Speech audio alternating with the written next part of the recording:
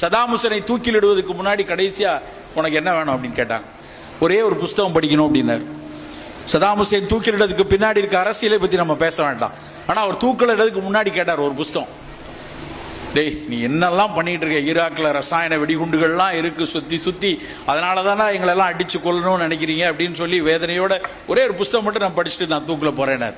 அந்த புஸ்தகம் வந்து என்னன்னா, அந்த ஓல்டு மேன் அண்ட் சி அப்படின்னு, அதாவது ஒரு கிழவனும் ஒரு மீனவ கிழவனும் கடலும்னு ஒரு குட்டி புஸ்தகம். ஹெவின்ஸ்கேங்கிறவர் எழுதின புத்தகம், ரொம்ப ரொம்ப முக்கியமான புஸ்தகம். அந்த புஸ்தகத்தை அவர் கேட்டதுக்கு அப்புறம் உலகமே திரும்பவும் அந்த புஸ்தகத்தை படிக்க ஆரம்பிச்சது. ஒரு ஏழை கிழவன் தினம் கடலுக்கு போறான். அவனுக்கு ட்ரெயினரா அப்ரெண்டிஸா ஒரு பையனை அனுப்பி விடுறாங்க. ஆனா இவன் போகும்போதெல்லாம் மீனே சிக்க மாட்டேங்குது. உடனே அந்த அப்ரெண்டிஸ் இருக்க அவங்க எல்லாம் சேர்ந்து, அவன் ஒண்ணுமே அதிர்ஷ்டம் இல்லாத கிழவன்டா, அவன் கூட போய் மீன் பிடிக்க போறேன்னு சொல்லி அந்த பையனை தள்ளி தள்ளி விடுறாங்க. ஆனா அந்த பையன் அந்த தாத்தா மாதிரி இருக்கக்கூடிய அந்த வயதான மீனவர்கிட்ட அவருடைய அன்பின்பால் இருந்து தினம் போய் அவருக்கு உதவி பண்ணிக்கிட்டே இருக்கான். தினம் போய் பார்க்கறான், அவர் மீன் எதுவும் இல்லாம வராரு கடலுக்கு போயிட்டு. ஆனா அவர் சொல்றாரு, நான் கண்டிப்பா என் வாழ்நாளில் ஒரு மிகப்பெரிய மீனை பிடித்து கொண்டு வருவேன்னு சொல்றாரு. 84 நாட்கள் அவருக்கு மீன் கிடைக்கல. எவ்வளவு? 84 நாள்.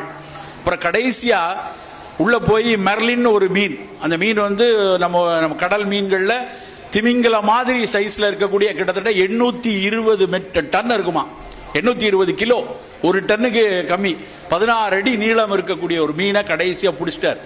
மீனை பிடிச்சிட்டாரு. ஆனா அந்த மீனை இவருடைய போட்ல ஏற்ற முடியாது. இவர் போட்டு சின்ன போட்டு, அந்த கொக்கியில மாட்டிருச்சு. இவரோட வழி மேல இழுத்துக்கிட்டே வராரு.